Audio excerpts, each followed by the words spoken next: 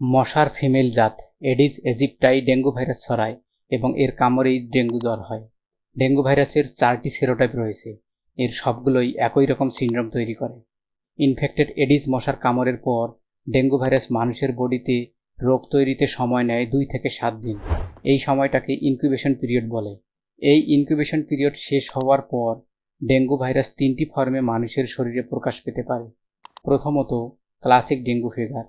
এর প্রধান লক্ষণগুলো হচ্ছে জ্বর, সাথে মাথা, পেশি এবং জয়েন্টে ব্যথা, স্কিন র্যাশ, লিম্ফ ফোলা এবং চোখের পিছনে ব্যথা।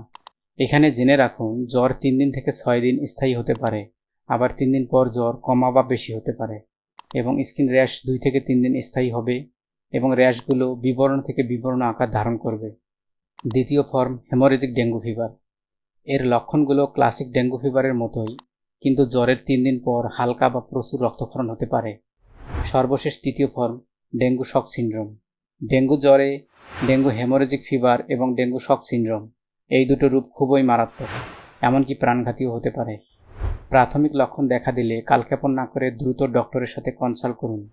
প্যাথোলজি বিভাগে মেডিকেল ল্যাব টেকনোলজিস্টরা ডেঙ্গু জ্বরের পরীক্ষা করে থাকেন।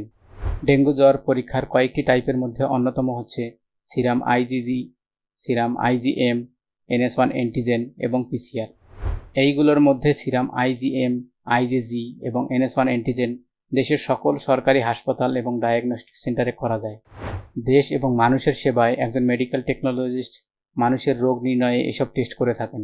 ডেঙ্গু জ্বরে প্রথমেই NS1 অ্যান্টিজেন টেস্ট পজিটিভ হয়। প্রাথমিক পর্যায়ে জ্বরের 5 দিন পর আইজিএম অ্যান্টিবডি পজিটিভ হয়, সাথে আইজিজি অ্যান্টিবডি ধীরে ধীরে বৃদ্ধি পায়। এরপর আইজিজি অ্যান্টিবডি দ্রুত বৃদ্ধি পায় এবং আইজিএম অ্যান্টিবডি কমে যায় বা ডিটেক্ট করা যায় না। এডিস মশার উপদ্রব বেশি এমন এলাকায় ভ্রমণে সতর্ক থাকুন। ঘুমানোর সময় মশারি ব্যবহার করতে ভুলবেন না। বাড়ির আশেপাশে পানি জমতে দিবেন না এবং ঝোপঝাড় পরিষ্কার রাখুন। সবাইকে সতর্ক করতে ভিডিওটি শেয়ার করুন।